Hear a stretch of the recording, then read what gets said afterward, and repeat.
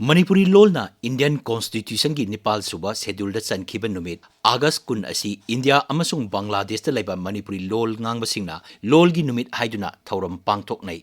English singa machamapan marfudrani thoigi ngasi numit asida Manipuri lol yauna Konkani amadi Nepali lol su Nepal suba schedule da yahon kibani asumna Manipuri lolna Constitution gi ngaglo ama phangkiba asina lol asi hena mapung phahanba amasung chawkat hanbada hena khudong chargani haina haraunaki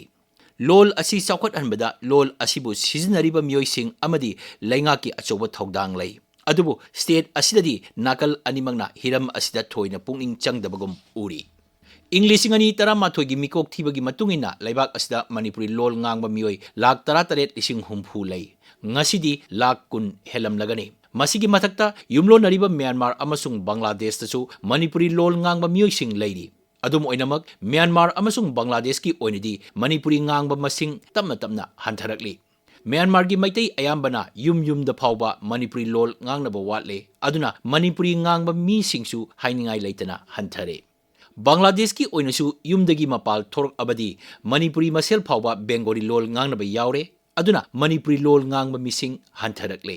Assam gi barak tampakta di Bengali amadi Hindi gi hek mathangda Manipuri lona khwaidagi maru oina ngangnaba lol oiri English ngani tarama thoigi mikok thibagi matungina Assam da myoi lak ama lising humbudra Tripura da lising kunmari Nagaland da lising mapan chaunga aduga lebak asigi atai state singda myoi lising kuntratre chaunga rom Manipuri lol mama lol oina seasonary Haujikti Assam da Manipuri lol ngangba myoi lak ahum lom leire haina panari Manipuri lol gi mapung phaba amadi koridor gi masak thanna leiba asina Manipuri lol asi leibak asigi koridor da sakhat laba lol amani haina National Academy of Letters na English nga machamapan humbudra ni thoida sakhangki leibak asigi police armed services amasung civil services na thabak lownaba changyeng pangthokpada sinaba leibak asigi lol tara humdogi manungda Manipuri lol su yauri Union Ministry of Information and Broadcasting gi makhada Press Information Bureau na matamgi ipaw phongbada sinaba lol tara marigi manungda Manipuri lol su amani Parliament ki bulletin yauna atai mari leinaba warol singsu Manipuri lol da phangle Central Board of Secondary Education gi makhada laiba mahi loisang singda takpi tambibada sinaba lol nipu gi manungda Manipuri lol su yauri Jawaharlal Nehru University, Delhi University, Guwahati University amadi University of North Bengal yauna leibak asigi University kharda Manipuri lol da postgraduate tobagi khudong chaba leire Assam University gi Department of Manipuri na lol asida PhD toba amadi Indira Gandhi Open University da Manipuri lol da undergraduate tambagi khudong chaba su leire Assam dadi English nga machamapan yankai taruk hauna lower primary gi thakta Manipuri lol tambiba haukre Board of Secondary Education Assam nasu Manipuri lol tambagi khudong chaba piri Assam Higher Secondary Education Council na takpi tambibada Manipuri na ani suba lol oiri Assam gi college kharada Manipuri lol tamba yabagi khudong chaba su leire Haukiba chahida Assam laingakna Manipuri lol bu associate official language oina sakhangkre Barak tampaki mahi loisang singda Manipuri lol tambagi khudong chaba su leihankre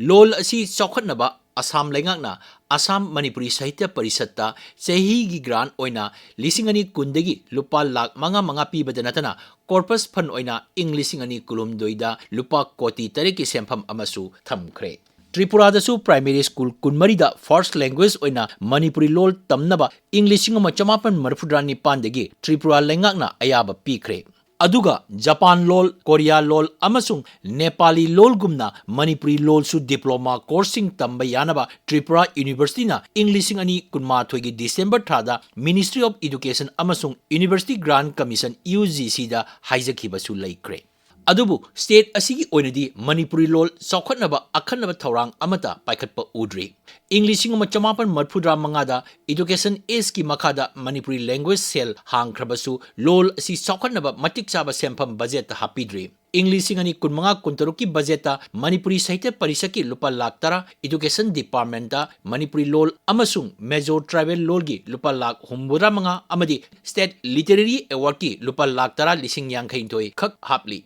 Manipuri na mamalol oidaba Manipuri tamningba mairoi singda tengbang pibagi thoksil haujik phawbagi uba phangdri Constitution ki Article 350A amasung National Education Policy 2020 da primary ki thakta mamalo na mahi masing tambinaba hairi. Adubu state asidadi English oina hena maru oina launari. English lolda wahi khara sinpha haiba hairakpada masa masu sing lairik haire haina launari. ꯑꯩꯈꯣꯏꯒꯤ ꯑꯉꯥꯡꯁꯤꯡ ꯃꯃꯥꯂꯣꯟꯅ ꯃꯁꯤꯡ ꯊꯤꯕ ꯍꯩꯔꯛꯇ꯭ꯔꯦ ꯑꯌꯥꯝꯕ ꯋꯥꯍꯩ ꯏꯪꯂꯤꯁꯇ ꯍꯥꯏꯗ꯭ꯔꯕꯗꯤ ꯈꯪꯁꯤꯜꯂꯛꯇ꯭ꯔꯦ ꯃꯤꯡꯒꯧ ꯊꯥꯒꯧ ꯅꯣꯡꯃꯒꯤ ꯆꯪꯗ꯭ꯔꯕ ꯌꯥꯗ꯭ꯔꯕ ꯄꯣꯠꯂꯝ ꯑꯃꯗꯤ ꯑꯇꯩ ꯊꯧꯗꯣꯛ ꯋꯥꯊꯣꯛꯁꯤꯡ ꯏꯪꯂꯤꯁ ꯂꯣꯜꯗ ꯍꯥꯏꯅꯔꯦ ꯑꯩꯈꯣꯏꯒꯤ ꯏꯔꯣꯜ ꯆꯥꯎꯈꯠꯍꯟꯕ ꯑꯃꯗꯤ ꯉꯥꯛ ꯁꯦꯟꯗꯨꯅ ꯊꯝꯕ ꯍꯥꯏꯕꯁꯤ ꯂꯣꯜ ꯑꯁꯤꯕꯨ ꯁꯤꯖꯤꯟꯅꯔꯤꯕ ꯑꯩꯈꯣꯏꯅ ꯇꯧꯖꯕ ꯅꯠꯇꯅ ꯃꯤꯇꯣꯞꯅ ꯈꯛ ꯇꯧꯕꯤꯔꯣꯏ ꯑꯩꯈꯣꯏꯅ ꯌꯥꯔꯤꯕ ꯃꯈꯩ ꯏꯃꯥꯂꯣꯜ ꯁꯤꯖꯤꯟꯅꯗꯨꯅ ꯂꯣꯜ ꯑꯁꯤꯕꯨ ꯆꯥꯎꯈꯠꯅꯕ ꯍꯣꯠꯅꯒꯗꯕꯅꯤ ꯏꯃꯥꯂꯣꯜꯗ ꯂꯩꯇꯕ ꯄꯣꯠꯆꯩꯒꯤ ꯃꯤꯡ ꯋꯥꯍꯩ ꯋꯥꯇꯥ ꯃꯤꯔꯣꯜꯗꯒꯤ ꯂꯧꯔꯒ ꯁꯤꯖꯤꯟꯅꯔꯕꯁꯨ ꯑꯩꯈꯣꯏꯒꯤ ꯂꯩꯖꯕꯁꯤꯡꯗꯤ ꯏꯔꯣꯜꯅ ꯁꯤꯖꯤꯟꯅꯁꯤ ꯃꯔꯨꯑꯣꯏꯅ ꯏꯃꯨꯡ ꯃꯅꯨꯡꯗ ꯏꯃꯥꯂꯣꯜ ꯁꯤꯖꯤꯟꯅꯕꯅ ꯏꯃꯥꯂꯣꯜ ꯆꯥꯎꯈꯠꯅꯕ ꯑꯃꯠꯇ ꯉꯥꯏꯔꯕ ꯄꯥꯝꯕꯩꯅꯤ